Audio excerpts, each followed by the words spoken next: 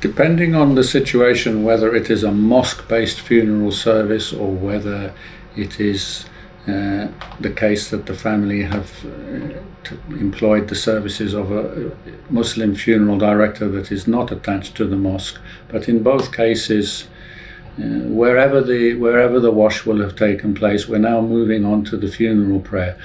The tendency is normally, especially when we're trying to do things quickly, is that we might be doing the wash in the morning and then having a funeral prayer. This is the most common thing because of timetable, that a burial slot is arranged in the afternoon. So the most common arrangement is doing the ghusl in the morning before dhuhr prayer. It doesn't have to be, but this is just the most common arrangement. And in this case here, we do the wash downstairs and then the masjid is just next door. But it could be that the wash is done in another place and brought to the masjid. There are, as people may know, there are different opinions. The strongest opinion is probably that the funeral prayer is outside the masjid, but it is not hard and fast. So it could be, that depends on the mosque, that's not up to me.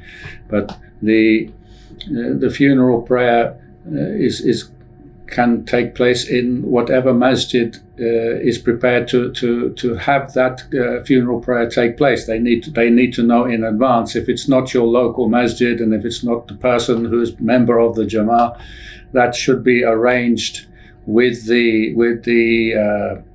authorities, with the management of the masjid. Make a call and say, can we come to the masjid on such and such a day and at such and such a time to do the Janazah prayer.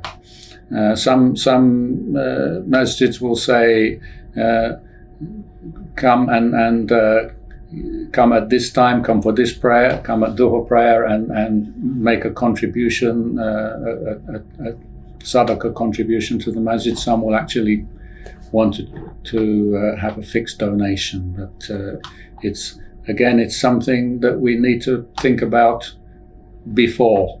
It's good to talk about these things in advance. Don't leave it until everybody's in a state of bereavement and this one is saying we should go to this masjid and this one is saying we should go to this masjid, and this is what causes more distress. And it causes distress. If it breaks out, it's going to cause distress to the one who has passed away. Please, InshaAllah, talk about these things in advance.